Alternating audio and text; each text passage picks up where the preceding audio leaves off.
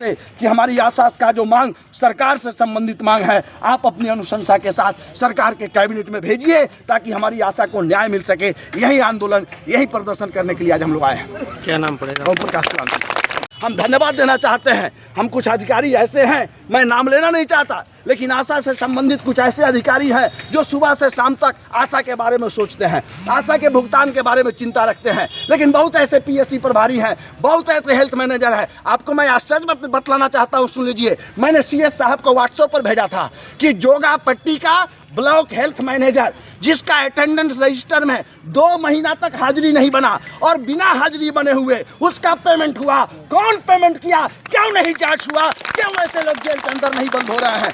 ये भ्रष्टाचार आज है। इसी के खिलाफ बिहार राज्य आशा संघ की ओर से और 15 सूत्री मांग को लेकर बिहार राज्य आशा संघ जो एटक का संगठन है, उसके बैनर तले जिला मुख्य चिकित्सा पदाधिकारी के कार्यालय के समक्ष आज हम लोग प्रदर्शन कर रहे हैं। ये हमारा राज्यव्यापी कार्यक्रम है।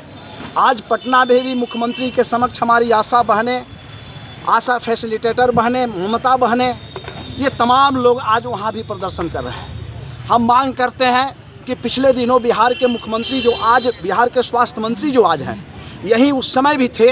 इन्होंने घोषणा किया था कि प्रत्येक आशा को एंड्रॉयड मोबाइल दिया जाएगा, क्योंकि आज के डेट में हमारी तमाम आशा को तमाम तरह के कार्य ऑनलाइन करने पड़ रहे हैं और ऐसी स्थिति में आज तक इनको एंड्रॉयड मोबाइल नहीं दिया गया और जिसका नतीजा है कि ऑनलाइन काम करने के लिए बड़े पैमाने पर इनका शोषण होता है। एक एक कागज़ ऑनलाइन करने के लिए 200 से 250 रुपये तक इनकी वसूली होती है और इनका सारा कमीनी उसी में चला जाता है। इसलिए आज हम लोग मांग करने आए हैं कि सरकार जो पूर्व में घोषणा की, उस घोषणा के हिसाब से एंड्रॉयड मोबाइल इनको उपलब्ध कराया जाए। दूसरी बात मैं कहना चाहता हूं कि श्रम कानून के तहत 8 घंटे से ज़्यादा काम किसी से नहीं लेना है और 8 घंटे से ज़्यादा काम यदि आप किसी से लेते हैं तो उसके लिए अतिरिक्त वेज का भुगतान करना है। हमारी स्थिति, हमारे आशा की स्थिति ये है कि सुबह 6 बजे से लेकर के शाम में 6 बजे तक इस कोरोना काल में काम लिया गया, चाहे वो सर्वे का काम हो, वैक्सीन लगाने का काम हो या फिर मोबाइल से पता करने का काम हो कि किसने वैक्सीन दूसरा डोज लिया या नहीं लिया। जब 12 घंटे काम लिए जा रहे हैं 8 घंटे के बजाय,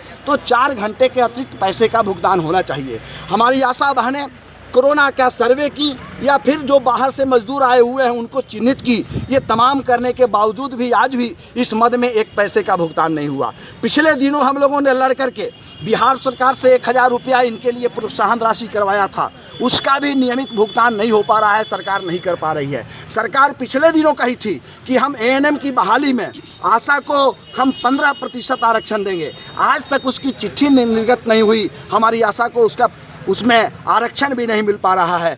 4 श्रम संहिता जो मजदूर विरोधी है उसको हटाने के लिए आशा दिवस भी विधिवत नहीं हो पा रहा है। पहले आशा दिवस इस जिला में विधिवत होता था, तमाम आशा बैठती थी, प्रभारी चिकित्सा पदाधिकारी, बीएचएम और बीसीएम तमाम लोग बैठते थे, आशा से फीडबैक लेते थे, उनको उसके कार्य में सहयोग करते थे। आज पूरे जिला के तमाम पीएससी में आज आशा का जो आशा दिवस है वो फॉर्मेलिटी अदायगी हो रहा है। और खास करके मैं कहना चाहूँगा कि नरकटियागंज, नौतन और लौरिया, इस 3 पीएससी का परफॉर्मेंस इस जिला में पूरा खराब है। स्वयं सिविल सर्जन महोदय गए थे अभी कोरोना काल में नौतन के अंतर्गत, उन्होंने देखा कि नौतन की स्थिति क्या है। जोगापट्टी गए थे, वहाँ की स्थिति भी उन्होंने देखा। लेकिन ताजुब की बात है कि इन तमाम परिस्थितियों को देखने के बाद न डॉक्टर्स ड्यूटी कर रहे हैं रूटीन के अनुसार, न एएनएम ड्यूटी कर रही है रूटीन के अनुसार, सिर्फ आशा हमारी काम करती है सुबह से शाम तक। उसके बावजूद भी ऐसे लोगों के ऊपर कार्रवाई नहीं हो रही है। आप देख रहे होंगे कि बेतिया के अंदर और पूरे जिला के अंदर